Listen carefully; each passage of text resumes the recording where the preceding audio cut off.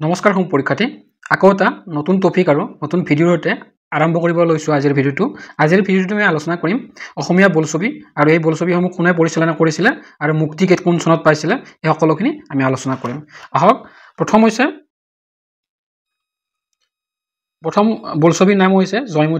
Joymoti publish হৈছিল 1935 চনত release date হৈছে 10 মাৰ্চ 1935 চন আৰু ইয়াৰ পৰিচালনা কৰিছিল জ্যোতিপ্ৰসাদ আগৰৱালাদেৱে Next question. ক্ষমা কৰিব next point. Next film হৈছে ইন্দ্ৰমালতী ৰিলিজ হোৱাৰ ডেট নাই আৰু ইয়াৰ ৰিলিজ ইয়াৰ হৈছে 1939 চনত এইখন পাবলিছ হৈছিল আৰু ইয়াৰ ডাইৰেক্টৰ আছিল জ্যোতিপ্ৰসাদ আগৰৱালাদেৱ তাৰে পিছৰ বোলছবি হৈছে মনোমতী পাবলিছ হৈছিল 1941 চনত Publish date হৈছে 4 এপ্ৰিল 1941 চন আৰু ডাইৰেক্টৰ আছিল ৰোহিণী কুমাৰ ভট্টাচাৰ্য লগতে মনত ৰাখিব মনোমতী সিনেমাখনত ভূপেন হাজৰিকাদেৱে শিশু চৰিত্ৰত অভিনয় কৰিছিল আৰু তেওঁৰ এখন প্ৰথম সিনেমা আছিল নেক্সট সিনেমা হৈছে ৰূপহী পাবলিছ হৈছিল 1944 চনত ৰিলিজ ডেট হৈছে 6 ছেপ্টেম্বৰ 1944 চন আৰু ইয়াৰ ডাইৰেক্টৰ আছিল পাৰ্বতী প্ৰসাদ বৰুৱা নেক্সট হৈছে ফিল্ম হৈছে বদন বৰফুকন ৰিলিজ ডেট হৈছে 15 এপ্ৰিল 1947 চন ৰিলিজ ইয়াৰ হৈছে 1947 চন আৰু ইয়াৰ পৰিচালক আছিল কমল নাৰায়ণ চৌধুৰী তাৰে পিছৰ সিনেমা হৈছে সিৰাজ ৰিলিজ ডেট হৈছে 16 জানুৱাৰী 1948 চন ৰিলিজ ইয়াৰ হৈছে 1948 চন আৰু ইয়াৰ ডাইৰেক্টৰ আছিল ফণী শৰ্মা মনত ৰাখিব ইম্পৰ্টেন্ট হয় ফণী শৰ্মাই পৰিচালনা কৰা প্ৰথম সিনেমাখনৰ নাম হৈছে সিৰাজ মনত ৰাখিব নেক্সট পইণ্ট সিনেমাখনৰ নাম হৈছে পাৰঘাট ৰিলিজ হৈছিল 5 আগষ্ট 1949 চনত ইয়াৰ হৈছে 1949 চন ডাইৰেক্টৰ আছিল পাৰবিন ফুকন নেক্সট ফিল্ম হৈছে সতী বেউলা ইয়াৰ হৈছে 1954 চন ডাইৰেক্টৰ আছিল সুনীল গাংগুলী লগতে মনত ৰাখিব সতী বেউলাৰ পোন প্ৰথমবাৰৰ বাবে মিউজিক ডাইৰেকচন দিছিল ভূপেন হাজৰিকাদেৱে ইম্পৰ্টেন্ট হয় ভূপেন হাজৰিকাদেৱে মিউজিক ডাইৰেকচন কৰা প্ৰথম সিনেমাখনৰ নাম হৈছে সতী বেউলা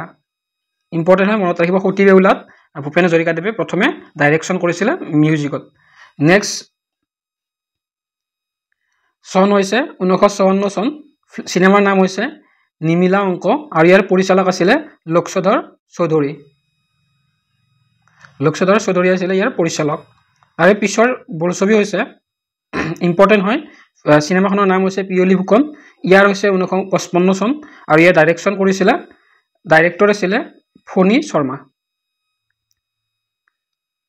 তাৰে পিছৰ ফিল্ম হৈছে এৰাবাটৰ সুৰ ইয়াৰ হৈছে 1956 চন আৰু ইয়াৰ ডাইৰেকচন কৰিছিল ডাইৰেক্টৰ আছিল ভূপেন হাজৰিকাদেৱৰ প্ৰথম ভূপেন হাজৰিকাদেৱে পৰিচালনা কৰা প্ৰথম বোলছবিখনৰ নাম হৈছে এৰাবাটৰ সুৰ মনত ৰাখিব ইম্পৰ্টেন্ট হয় তাৰে পিছৰ ফিল্ম হৈছে মাক আৰু মৰম চন আছিল 1957 চনত ৰিলিজ হৈছিল ইয়াৰ পৰিচালক আছিল নিপ বৰুৱা তাৰে পিছৰ সিনেমা হৈছে শকুন্তলা পৰিচালক আছিল ভূপেন হাজৰিকা আৰু ইয়াৰ পাবলিছ ইয়াৰ আছিল 1961 চন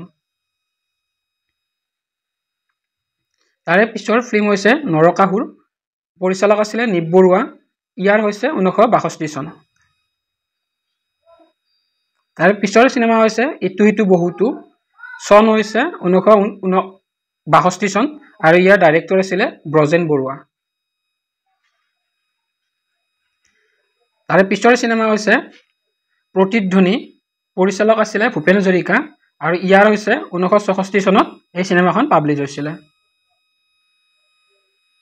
তাৰে পিছৰ সিনেমা লটি গটি পৰিচালক আছিল ভূপেন হাজৰিকা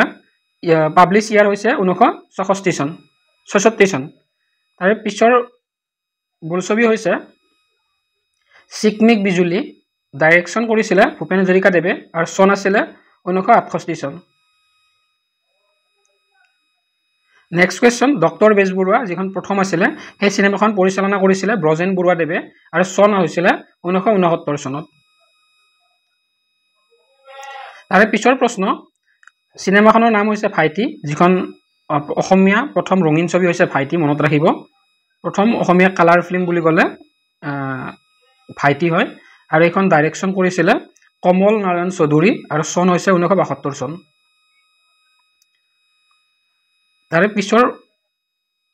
তাৰে পিছৰ চিনেমা হৈছে চামেলি মেম সাহেব ইম্পৰ্টেন্ট হয়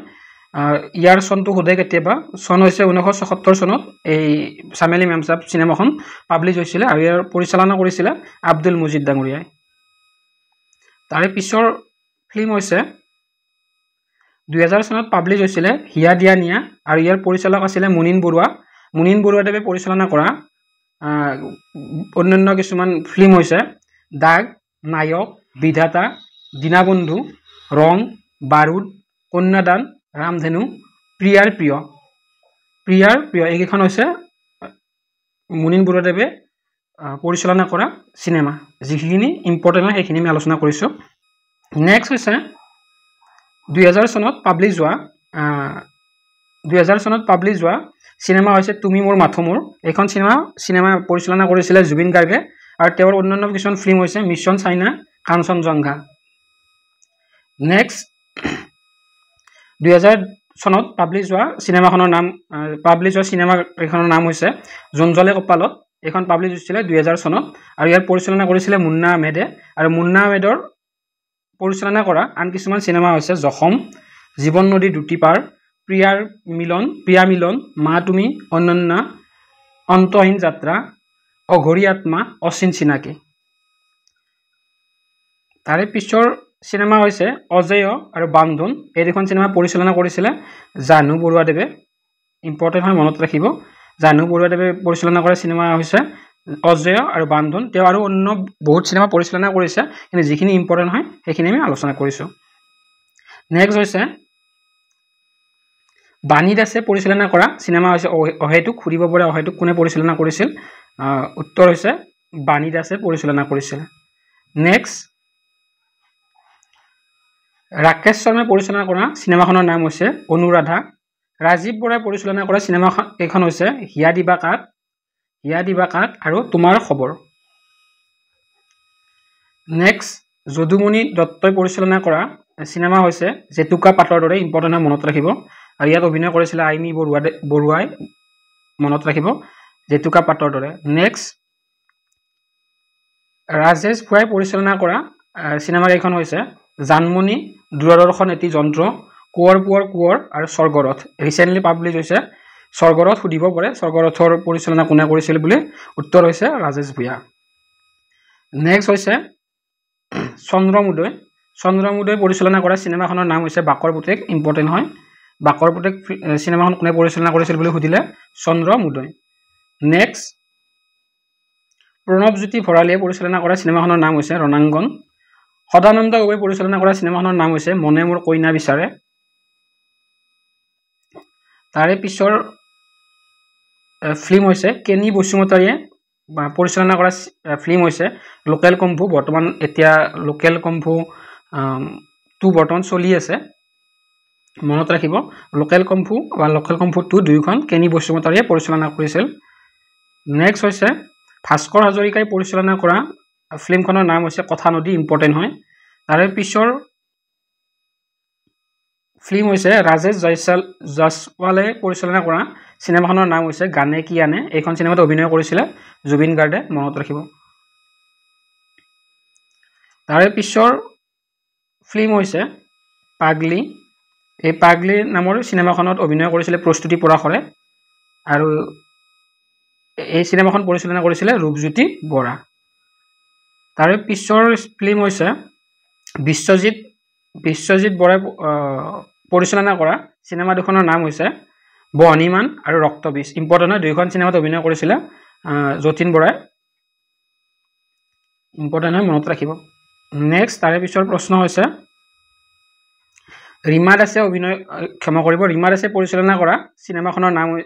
দুখনৰ নাম হৈছে ভিলেজ ৰকষ্টাৰ আৰু বুলবুল কেনসিং এই দুখন চিনেমা পৰিচালনা কৰিছিলে ৰীমা দাসে যিখন ভিলেজ ৰকষ্টাৰ চিনেমাখনে অস্কাৰলৈ মনোনীত হৈছিলে মনত ৰাখিব ইম্পৰ্টেন্ট হয় তাৰে পিছৰ ফিল্ম হৈছে যতীন বৰাই পৰিচালনা কৰা চিনেমা কেইখনৰ নাম হৈছে ৰত্নাকৰ, অধিনায়ক আৰু ৰাঘৱ। এই তিনিখন চিনেমা পৰিচালনা কৰিছিলে যতীন বৰাই। তাৰে পিছৰ